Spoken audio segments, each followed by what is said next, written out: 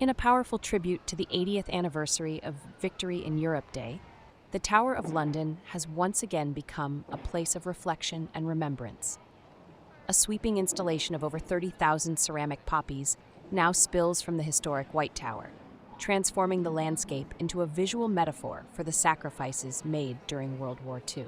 It's like reflection for me and time to remember. It sparks off all sorts of things, really. And I sort of think back, how would those people have felt on VE Day? How would that have been in here? And this is what the poppies have meant to me. They would have probably been really happy and jubilant. The war is over. They can get on with their lives. They can plan their lives. But also sadness because I guess a lot of people wouldn't have been in their lives, a lot of destruction and things were destroyed. So the poppies and this installation is a chance to open at reflection and to remember things and to enjoy it and celebrate it and reflect on it in our own way.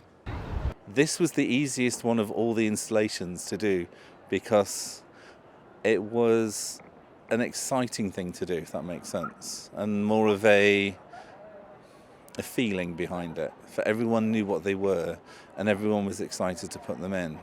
It brings everything full circle and it sort of made everything easier that we knew what to do.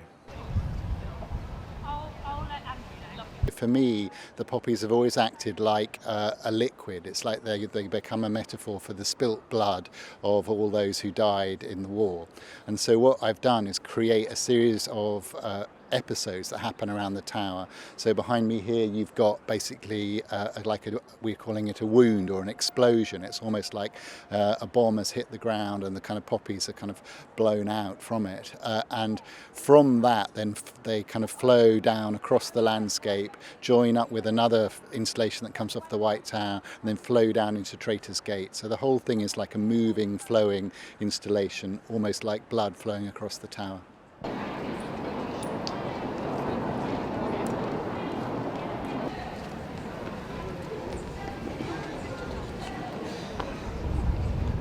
Yeah, I think the great thing about this installation is that it's actually very accessible and people kind of can see this kind of idea of the poppies becoming blood. They don't need to overanalyze it, and I think it therefore works on several levels in that you can identify the poppy with like maybe an individual soldier or a relative of yours.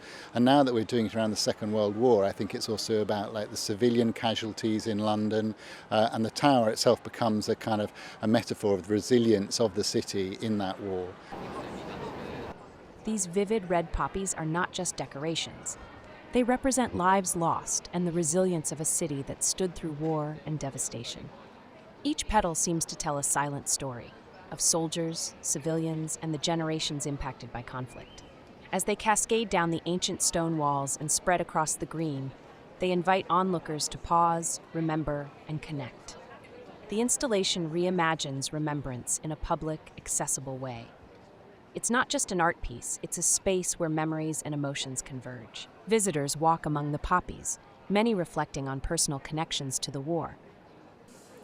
Yeah, it's a really poignant time to come and see the display.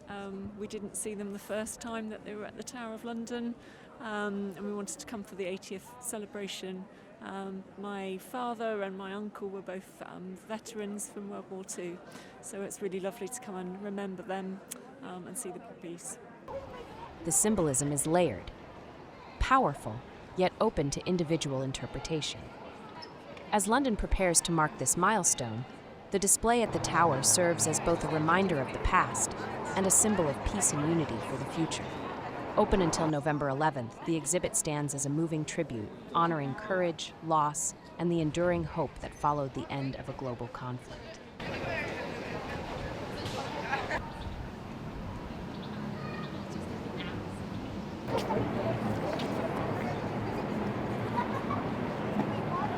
Yeah.